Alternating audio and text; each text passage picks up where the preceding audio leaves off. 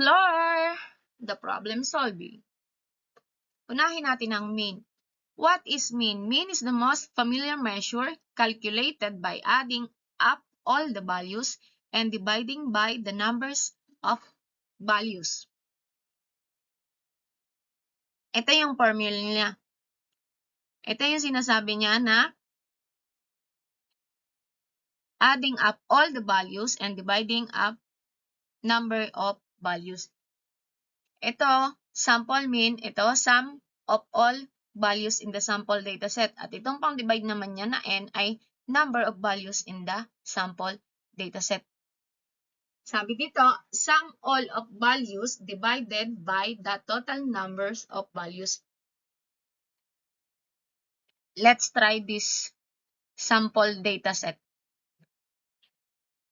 Ito, sabi dito, add. A-add natin. Nasa sa inyo guys yung kung i-arrange nyo muna kung smallest to the largest. Pero para sa akin, mas mabilis, mas madadalian kayo. I-arrange nyo para hindi magulo, di ba? Ganun naman dapat, di ba? Arrange muna para hindi magulo. Arrange everything para hindi magulo.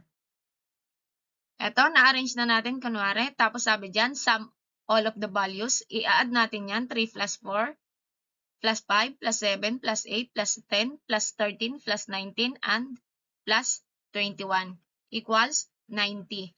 Ito ang ating sum of all values in the sample dataset. Anong sabi? I-divide siya. I-divide siya sa number of values in the sample dataset. Yan yung number, kung ilan yung number na pinag-add mo. Hindi yung total number nung i-add mo. Kung ilan yung number na pinag-add mo. Bilangan natin. 1, 2, 3, 4, 5, 6, 7, 8, 9. 9 siya. Yan ang ating number of values in the sample dataset. 9. Ito, follow the formula. 90 divide by 9 equals 10. Ito na ang ating mean. Ito siya. Basic, di ba? Next.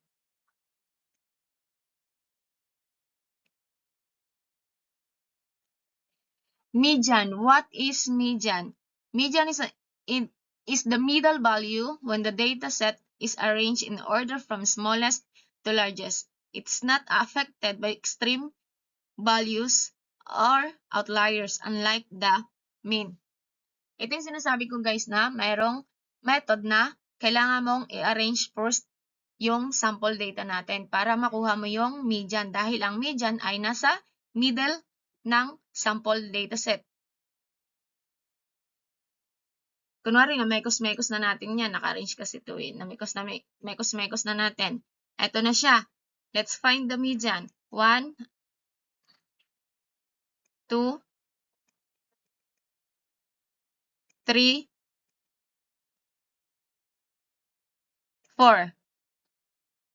Ang ating median ay 5. Siya yung nasa middle. Dahil ang sabi sa median ay yung middle. Middle value of sample data set. What if dalawa yung nasa gitna natin? Anong kailangan mong gawin? Ang kailangan mo lang gawin ay i-add mo. Sundin mo yung ginawa mo sa mean. I-add mo siya. 5 plus 5 equals 10. Saan galing yung 2? Tulad sa mean, sabi nga, number of sample dataset. Kaya 2 lang kasi dalawa lang yung pinag-add mo. 10 divided by 2 equals 5. Yan yung median natin.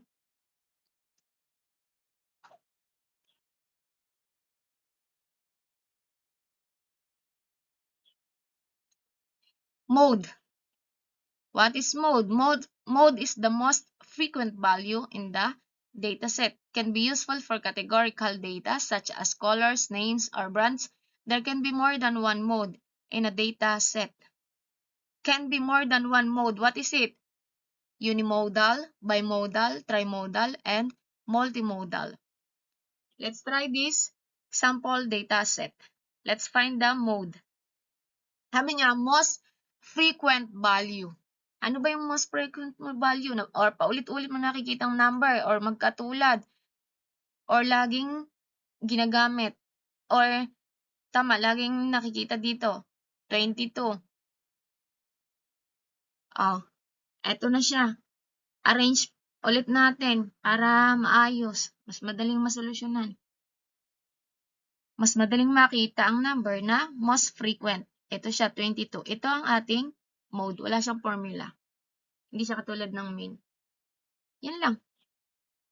Gusto nyo mahirap?